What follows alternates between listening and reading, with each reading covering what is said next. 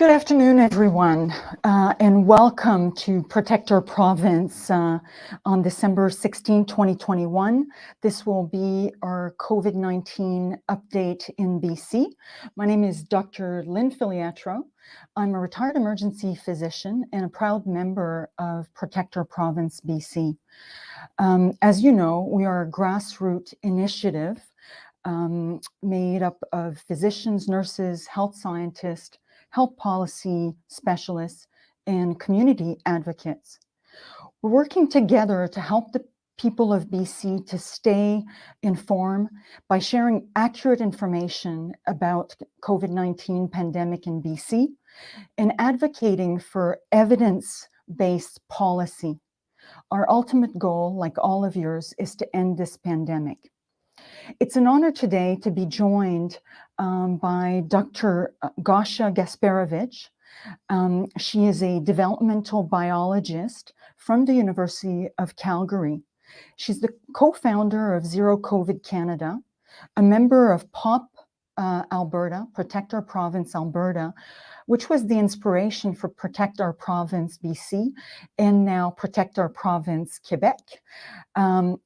Gosha, or Dr. Gasparovich, is a member of the World Health Network, COVID is Airborne, and Go for Zero. So if we proceed to the next slide, please.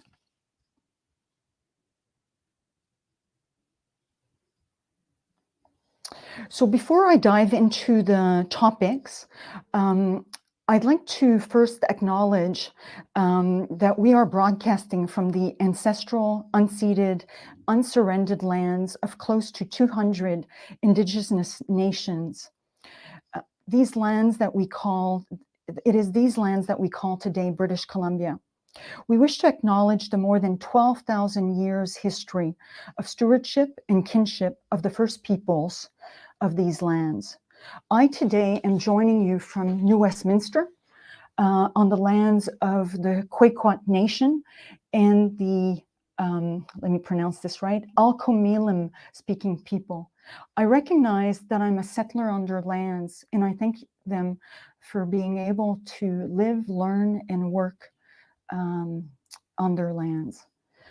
So today we will be discussing Omicron, why we should be concerned, what we can all do individually, but also collectively to stay safe, and what BC Public Health needs to do now. I wanted to ground the conversation, or maybe center it, by showing a brief video of Dr. Peter Juni, who is the scientific director for the Ontario COVID-19 Science Advisory Table. The video is dated December 13, which seems like a long time ago now, but what he's saying still stands. So if we could have the video. It's just a matter of days until Omicron will take over and become the dominant strain in Ontario. We analyzed, 3 different data sets of 3 different labs, and they all show the same. It will go very quickly now. We need to brace ourselves. People who haven't received the first shot yet and still, are distrustful of the medical system, etc. I just need to tell them now, please get your first shot, at least that you have at least a little bit of a protection. And we really just need to move on now and get a lot of people, their 3rd dose. But we also need to be ready, for more restrictions. We can't hold the ship otherwise. We see that the boosters afford also a lot of protection against infection. The challenge now is after 2 doses with Omicron, about 12, 14 weeks after that, the protection starts to decrease after 2 doses. And the booster really affords, again, a lot of protection. And remember, even if you just have had 2 doses, this will protect you against hospital admission, but we need more. And it must be that if you have had the 3rd dose, that also the protection against hospital admission and ICU admission will be better also in the presence of Omicron. we won't be able to keep this amount of a reopening that we have right now. We need to be aware of that.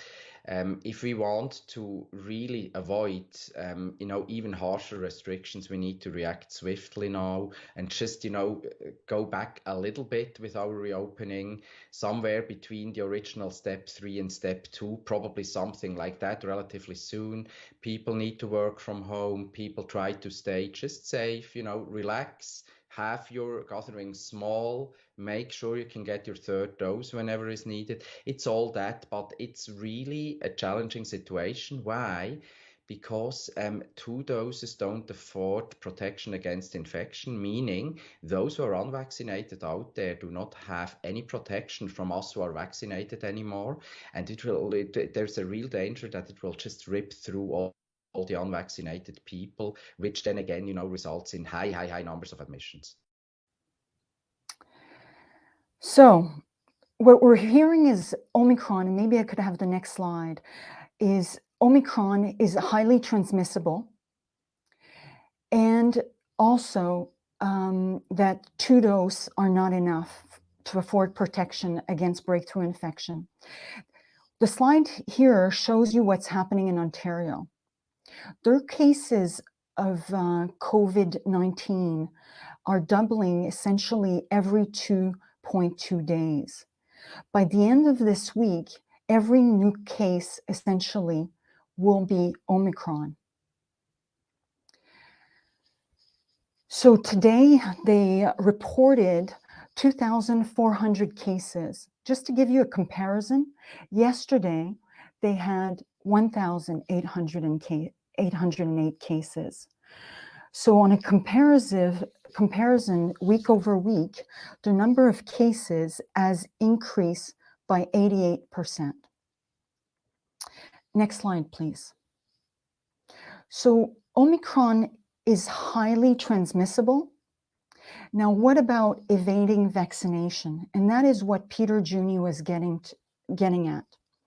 The data that's coming out is that 2 doses of Pfizer offers you much less protection against Omicron than it did for Delta. Depending where you read, it's either 33% or 40% versus the 60% that we had against Delta. And the good news is that 3rd dose increases the protection to somewhere around 70 to 75%. Now we're talking here antibodies. We know that immunity has 2 parts. Antibodies is only half the equation. The other one is cellular immunity. Those memory cells that get activated and that go and help control the virus on top of the antibody response. So we don't know what happens to that. We believe that 2 dose will be protective against hospitalization, ICU admission, and mortality. However, where the problem lies is that we're going to have more breakthrough infection, and people that have 2 doses will be able to transmit infection to those that are vulnerable. Next slide, please. So we can't compare ourselves to South Africa. We're different. Just the average age in South Africa, I was reading, is 22 years versus in Ontario, it's 41. And I presume in BC, it's probably a little bit higher. So we can compare ourselves to Ontario. Up to now, our public health measures were fairly similar, except perhaps in schools and in long-term care. What we've seen in the last couple of days, and even today, is that they are accelerating their 3rd dose vaccination. They're also distributing rapid antigen test, and also beefing up protection for our most vulnerable, so people in assisted living and long-term care. Today, we saw that the scientific advisory table asked for a circuit breaker. Not sure if the government in Ontario will accept that, but these are all the things that they're doing actively to try to counter the steep rise in cases. With respect to vaccination, we're very similar to Ontario in terms of 2-dose. Where we're obviously going to be lagging more and more is in 3rd dose. Next slide, please. So this shows what is happening in BC. As you know, 3rd dose was slow to roll out in BC compared to Ontario and Alberta. I think we started rolling out 3rd dose to long-term care during our 4th wave in October versus they started more end of August, early September. So at this time, we're in, for the population that's most at risk, and we know it's the elderly, we're at about 60% 3rd dose, and we, according to Minister Adrian Dix, will be at 80% by the end of the week. The problem lies that if you look across the province, the number of people that have had 3rd dose is only, if you look in the right-hand corner across all age, is only 4%. And right now, in terms of children, we're from 5 to 11, I believe we're at 21% right now. So we have some catching up to do. Next slide. The problem is if you take a situational awareness, we're in a tough situation right now, and I'm not even talking about the opioid epidemic. I'm not even talking about the climate disaster that we've been through. If we just look at healthcare, we're not at the point where we have the same resilience that we had at the beginning of the pandemic in 2020. We know that a lot of surgeries have already been canceled. We've had, obviously, a lot of critical care transfers happening from Northern Health that couldn't cope with Delta wave. And they're still, at this time, according to latest tweets, transferred happening from Fort St. John's. And on top of that, we've lost healthcare providers. Frankly, they've been under a lot of stress. A lot of them have taken early retirement, and many are burnt out, and many are considering quitting. If you just look at our hospital admission in BC right now, if we compare it to Ontario based on adjusting population, our admissions for COVID presently as they stand, we're about 55% more COVID patients admitted than in Ontario when we adjust for population. So we haven't recovered yet from our 4th wave, and we know our cases, based on the last 2 days, are starting to ramp up. Next slide, please. Okay, so I'll get Gosha, Dr. Gasparovich, for this section. Thank you very much. Good afternoon. Thank you very much for inviting me to POPBC to present here. So I would like to start to explain what or remind what R0 and RT values are. So R0 tells us how many people on average one infected person would infect if there would be no vaccination and no public health measures and everybody would be susceptible. So R0 is sort of like intrinsic feature of a virus and of the community where it spreads, while RT is tells us how many, so R value that we usually operate with tells us how many people on average an infected person would infect under current circumstances. So for example, under 80%, like 60% vaccinated people, or restrictions that we have, etc. So with R0, with original strain that ran through Europe and Canada, it's assumed that its R0 was 3, so one person would infect 3 people. For Alpha, so UK variant, it was between 4 and 5, and now for Delta, it's around 6, so between 5 and 8. For Omicron, it's not calculated yet, but that's how much faster each variant of concern is. Next slide, please. So here's the modeling from BCCDC showing how fast the Omicron can grow in the future. And so basically they see that the last notch is January 3rd. So the time scale is very short here. And what I see from other, like especially from Ontario, I think that the we are in the range of the purple projection. So basically the steepest curve here. Next slide, please. So here's the projection model done by Dr. David Fisman, a professor from Ontario, showing what is happening in Ontario. So this red line is a fitting of the growth rate of overall cases in Ontario, and we can see that it's very, very steep, and it's even so-called, so it's German term hyper-exponential. So when the exponential growth speeds up, so have this another like acceleration in it. And we can see in the Ontario Science Table calculated over last days, we've been calculating R value of Omicron, and it went from 3.32 on December 6th, then 4 on December 7th, and now it's 4.55 on December 9th. That's the last I've seen. So the R value increases over time very quickly. And to put it in context, R value of 4.5, so RT of Omicron under the level of vaccinations there are in Ontario and under moderate restrictions that they have. So RT of Omicron is higher than R0 of original variant.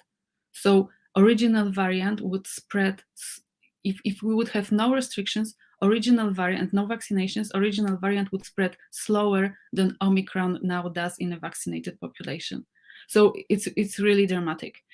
And Ontario is now, like scientists are calling for circuit breaker there, because it's almost vertical how it grows. Next slide, please. And so it's the model I did yesterday, taking into consideration the growth rate in Ontario. In Ontario, it's now 4.7 times faster, the growth rate of Omicron versus Delta. So the Delta, if we would have just Delta in BC, it would continue to be flattish under current restrictions. That's the blue line. But because Omicron is so much faster, it would be doubling every 2 to 3 days in BC. And if it grows like this, like there could be like 3,000, 4,000 cases in early daily cases in early January. And that means that even if it would be milder, it still would generate much, much, much more deaths and severe outcomes than more severe but slower variant that is Delta. Next slide, please. So we've heard a lot that hypothesis that maybe Omicron is milder. We don't know it yet, if it's milder than Delta or not. But the thing is that even if it would be milder, then because it spreads so fast, then overall it would generate more hospitalizations and more deaths. Next slide, please. And here I have the hypothetical illustration to show the principle of it. So here, the gray line, the almost flat one on the bottom, is a baseline variant that has 0.8 case fatality rate and spreads relatively slow, so R value of 1.1. So what would happen if we would have 50%, 2 times more lethal variant? So it would have case fatality rate of 1.6. That is the blue line, because it's just linear. If it would spread as fast or as slow as the initial variant, it would just generate twice more deaths at any given time. But the variant, the green line, you would have the variant that is twice faster than initial one, but 10 times less lethal. So even if it would be 10 times less lethal, over time it will generate more deaths because it will infect so many people. And it's not only, so that's an example on deaths, but it could apply also to numbers of long COVID, to numbers of hospitalizations, to numbers of severe cases. Thank you very much.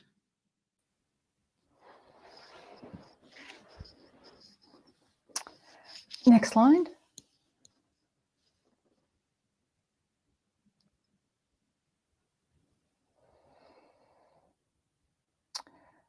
Okay, so what can we do? The good thing is that we know what to do. And as individual, this is the time where you want to use all your layers of protection. We know that there's no single layers that protects you against COVID.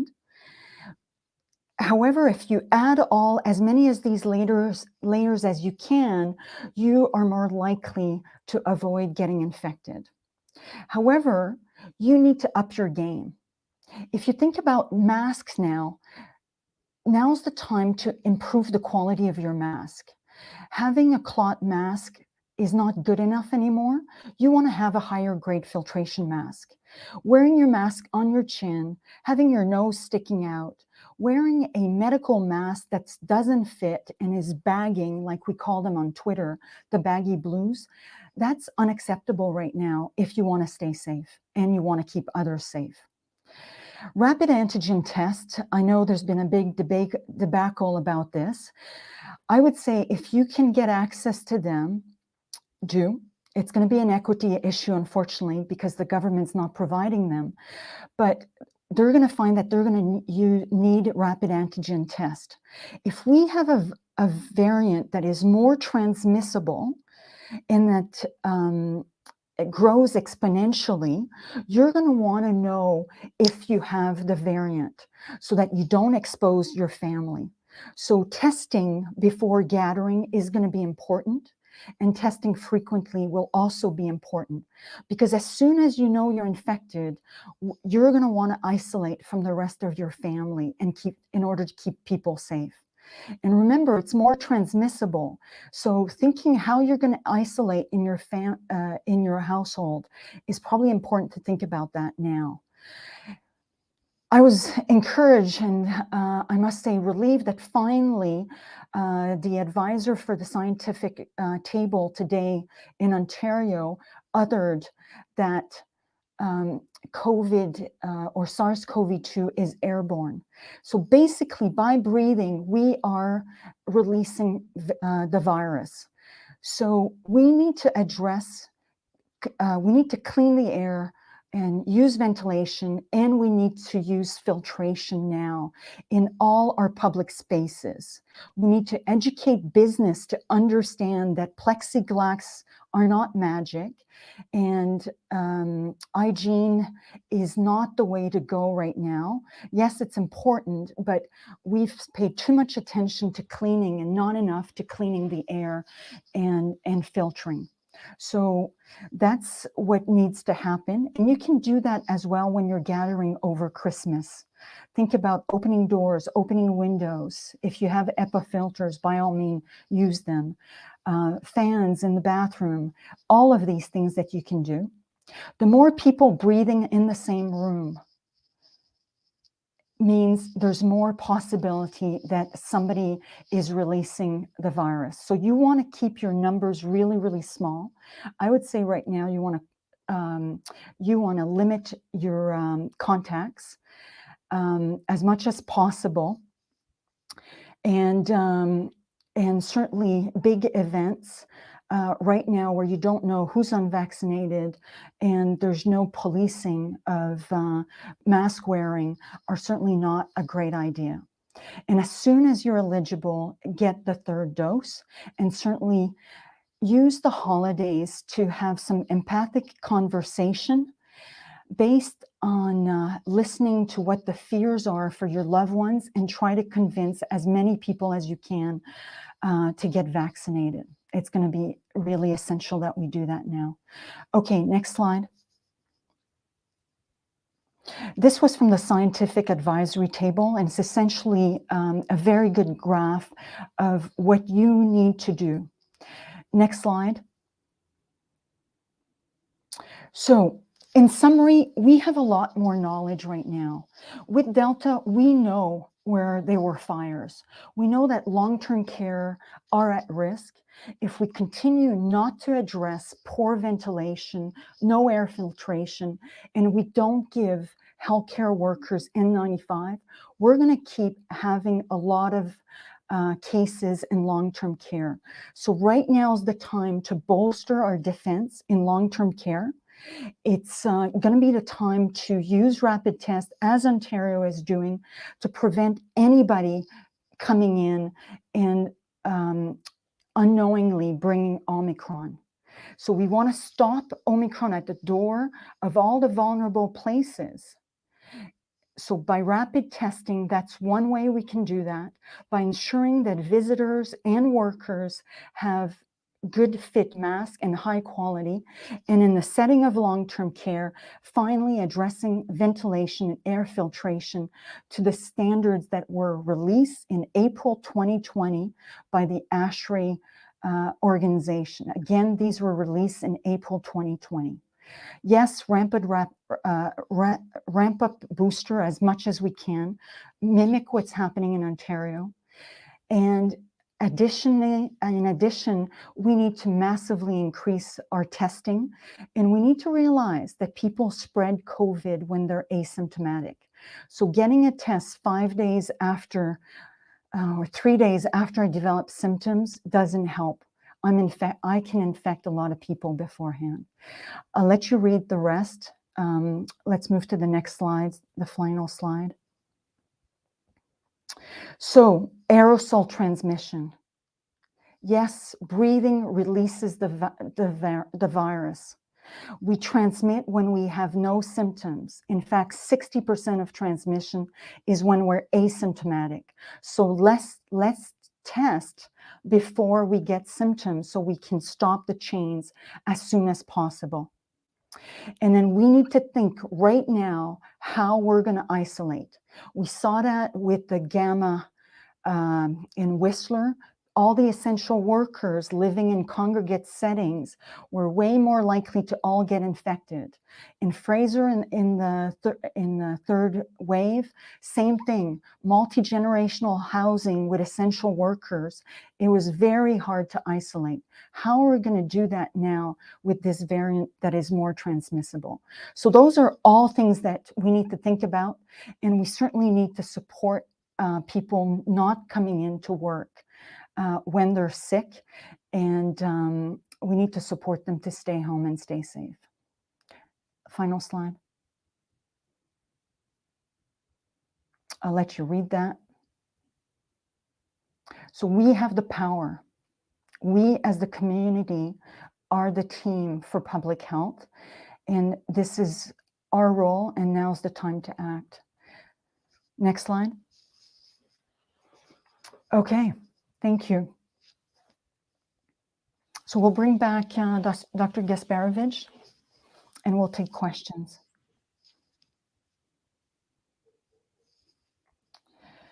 Okay, will the measures BC is planning be enough to prevent the worst case scenario we saw in the modeling?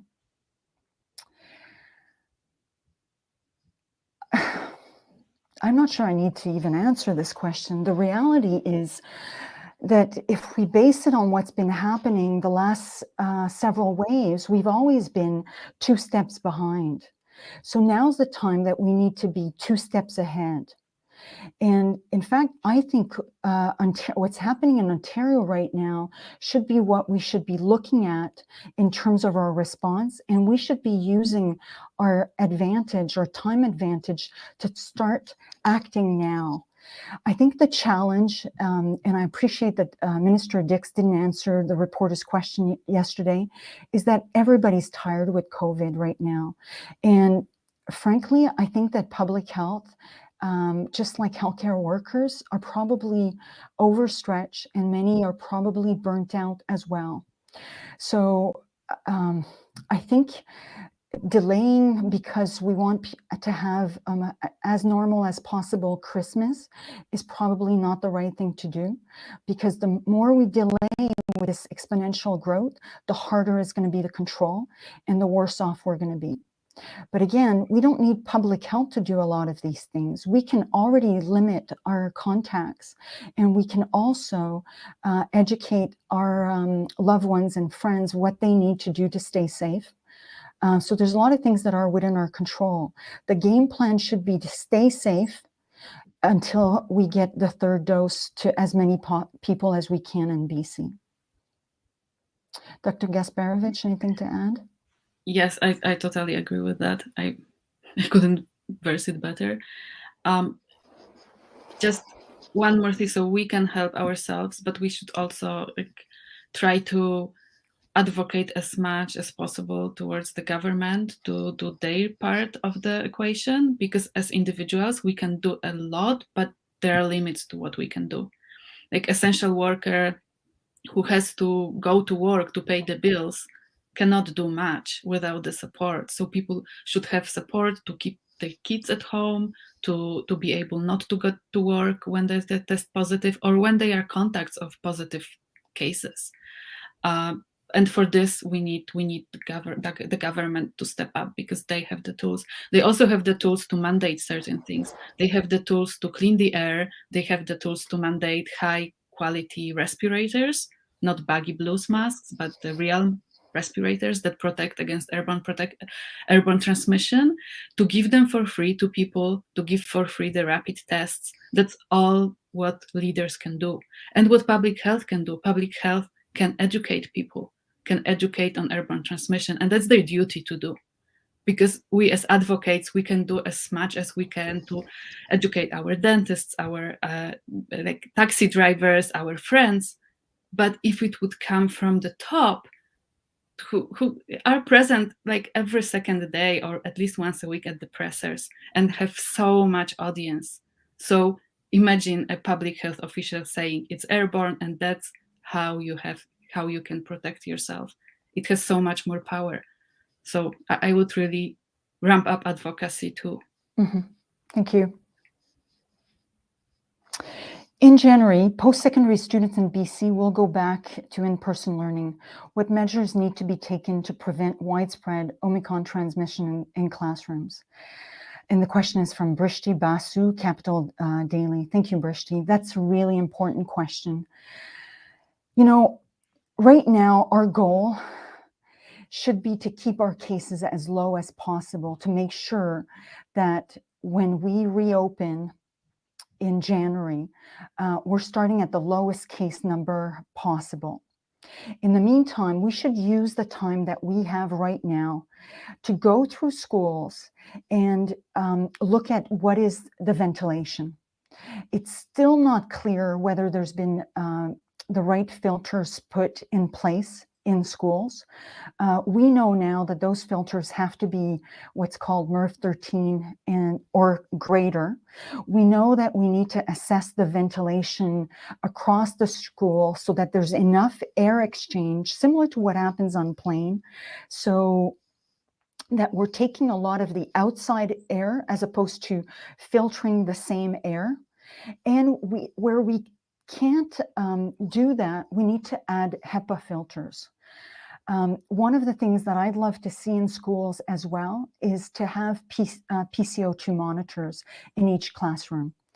Quebec has talked about doing that. I don't know if they've done that.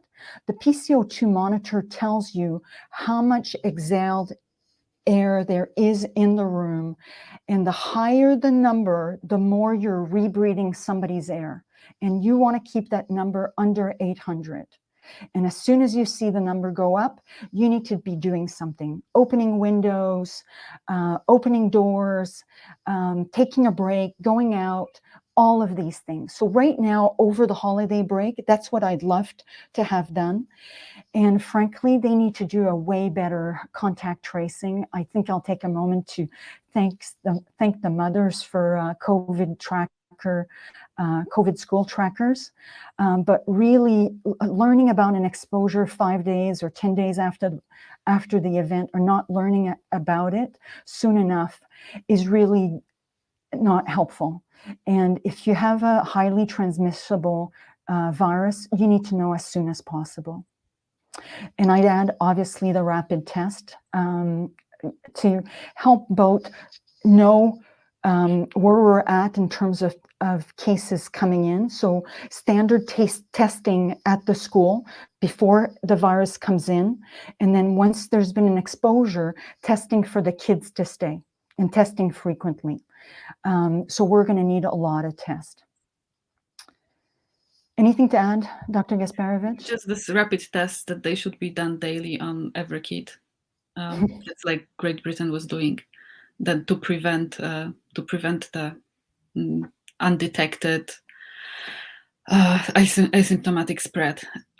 So my friend in Austria was running recently a workshop for 30 students, and actually 5 of them were asymptomatic, but because in Austria they had everyday testing, they detected those students, but that was 5, so quite a lot from 30, and just within the first week.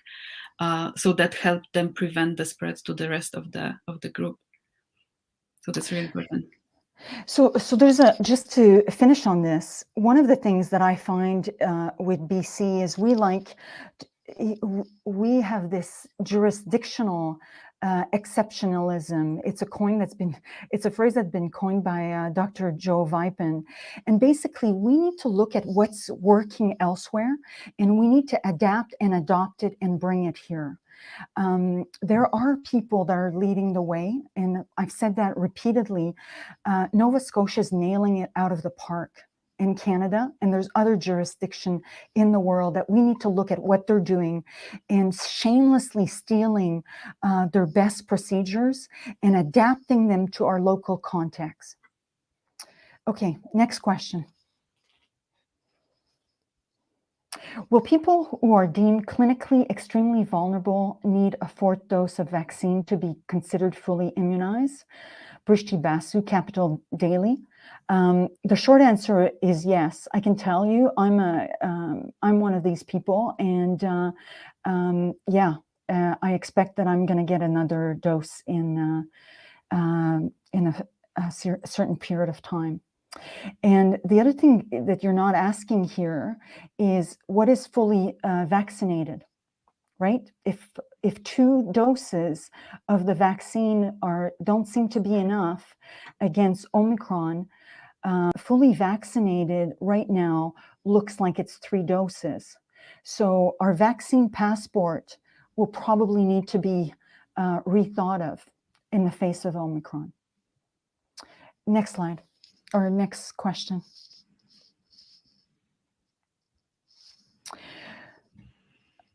Okay, I guess I answered that. From 2 dose to 3 dose, given the difference in protection against Omicron, 3 doses now provides. Yeah, so I think we're going to have to. That's actually Peter Juni in one of the other video basically said it. It's a 3-dose vaccine, not dissimilar if you think to some of the hepatitis vaccine, and parents will recognize with diphtheria, polio, and tetanus.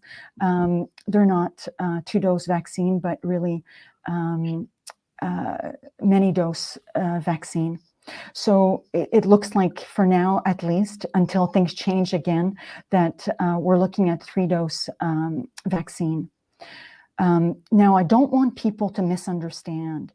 2-dose does afford you some protection, and the people that we need to be the most worried about are the people that for personal reasons have decided not to be vaccinated, and people that are not yet eligible for vaccination. So I would use all the empathy that we have to try to convince people that really now's the time to get vaccinated. I'm really worried because with Delta, people that had 2 doses weren't transmitting the infection to others as much.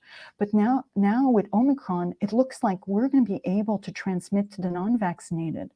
So up until now, we were thinking that the unvaccinated were a threat to others. Right now, the people that have 2-dose vaccine are going to be able to transmit to the unvaccinated. So it's a problem. All right. Anything to add, Dr. Gasparovich? No, I think that's really good. Next question. Can you speak more to the utility of rapid testing right now and how people can most effectively use them when and if they are available? So ideally, these should be made available freely. Again, question of jurisdiction exceptionalism. There was a recent article. BC is one of the only province that's not making them widely available. And really the fact that they're in big packs, I think there's a lot of people that out in BC that would be volunteering to break up those packs and distribute them. So what you need to understand is that 60% of transmission with COVID is in the asymptomatic phase. So that either means they're in people that never get symptoms, or they're in people that haven't yet developed symptoms. In BC, I don't understand it, but we only test if you have symptoms. So that means that you're missing the 30% of people that never get symptoms, and you miss people that are in that pre-symptomatic phase. So if there's any delay in getting your PCR, which we know is common in BC, it means by the time you get your positive, you've already been infecting people. So with a highly transmissible variant that is Omicron, we need to catch as soon as possible when we are infected, and particularly when we are infectious, because we need to stop it in its track. If one person spreads to so many more people, the only way to stop that is by saying to this individual, you are infected and you are in your infectious stage. You need to isolate right now, as soon as possible, basically, and organize a PCR testing. Your PCR is your diagnostic test, but your rapid test is way more, is faster and easier to use, and tells you who is infectious with COVID. We're going to need, though, to do serial testing with Omicron, because if it doubles faster, what it means is that you might test, let's say a day ago, and you might test negative with the rapid test, so you're not infectious, but you're incubating it. So you should use another test before you go and meet a vulnerable person, so that it will tell you that in that interval between the negative 24 hours ago, and it may be less than that, you have developed enough of a viral load that now the rapid antigen test tells you you are infectious, you need to isolate and get a confirmatory PCR. Again, it's about all the layers. The rapid antigen test does not replace any of your other layers, but it is an additional layer that we will need to use in BC. Dr. Gasparovich? Yeah, I would add to this that rapid antigen test is not a free pass. It's not a free pass to do more. So not that, okay, if I'm negative, I go to a bar party. It's something that allows you to do with more confidence what you would do anyway. So for example, going to frontline work, going to visit your relatives who are sick, and you want to help them and have to help them. So then use the rapid antigen test in the situations that you would do anyway, so as another layer of control, but not to get more free in activities. I'll just clarify. So instead, just to going to visit sick relative, really what we're meaning is vulnerable relative, right? Anybody that has symptoms needs to stay home. That's clear. If we haven't learned that by now, we're in trouble. So anybody that is symptomatic needs to stay home. The rapid test helps you when you're incubating the virus to tell you, can I safely get together with a vulnerable loved one? Okay. Yeah. The other thing as well that Maura's not asking here is that we will soon be, as it is in BC, if you look at how we're using our PCR, we are not testing enough. Now we had that situation with Delta and with other variants. At some point, we don't have enough testing, and our test positivity goes way above 5%. So we're not catching infection in the community. We've had that happen all along, and particularly we saw that with Delta in the north. So if we weren't coping with Delta, we will not be coping with Omicron. So we will need to increase our test capacity.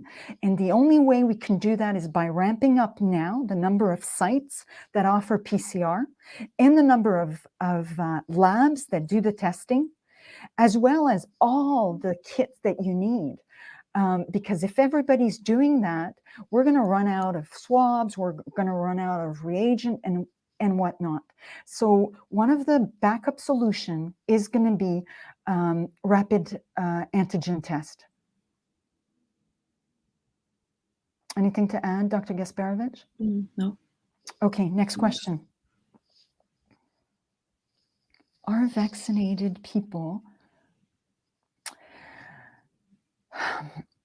Okay, so I don't know for sure, but what we know is that, so if we look at with Delta, is that people that were vaccinated were not getting as sick, were less likely to be hospitalized, less likely to end up in the ICU and dying. And my sense has been with vaccination, we have been with Delta getting milder symptoms, which is a problem because we know that vaccinated people with Delta were getting as big a viral load of the virus. They just were not shedding for as long a period. So if suddenly you think, I'm just a bit tired because I've been preparing for this presentation and went to bed late, it's probably nothing. The rapid antigen test allows you to say, let me just check and say, okay, is this little scratch in the back of my throat? Is this headache or ache that I'm getting? Is it because I stayed up late for this presentation? And can I,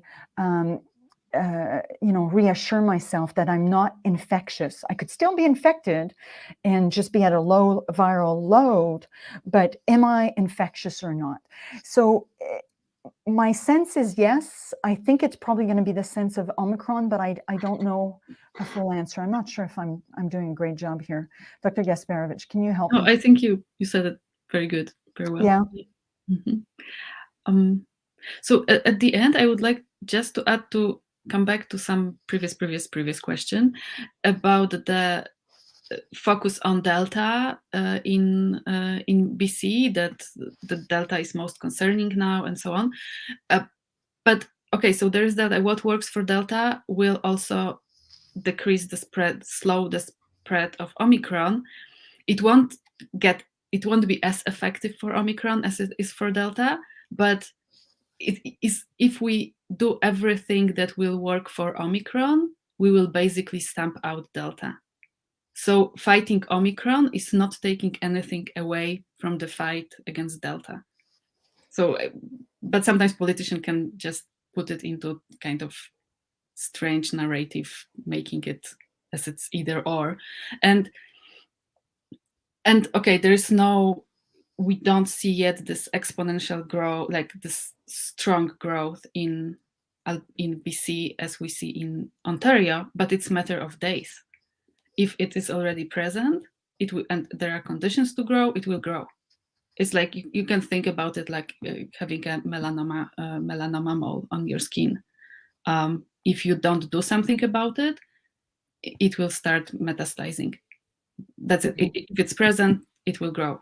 And the best moment to act, to prevent it from spreading, to make it as slow as possible is now. If you wait till you have 500 cases, you can still do something, but it's so fast. If it's doubling every 2 days, 2 days later, it's 1,000 cases, 4 days later, it's 1,000, then it's 2,000, 4,000, and 8,000 in just 2 days from 4,000. So it's that fast, and it's better to act now. Yeah, so if we sum up, because I don't think there's other question.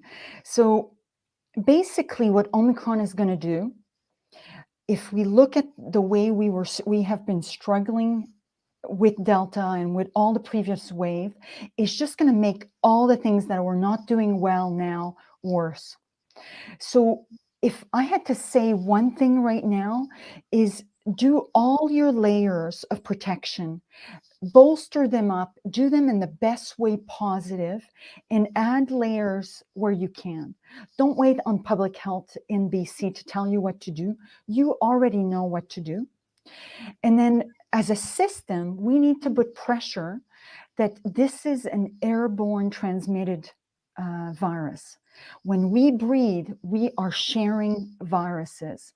So all the close, crowded, confined places need to have adequate ventilation. And where we've had outbreaks, be it hospitals, long-term care, school, we've seen that in restaurants and recent parties, we need to address the ventilation and add that on top of all the other things that we've been doing. And if we can convince them now to release the rapid antigen test, then great.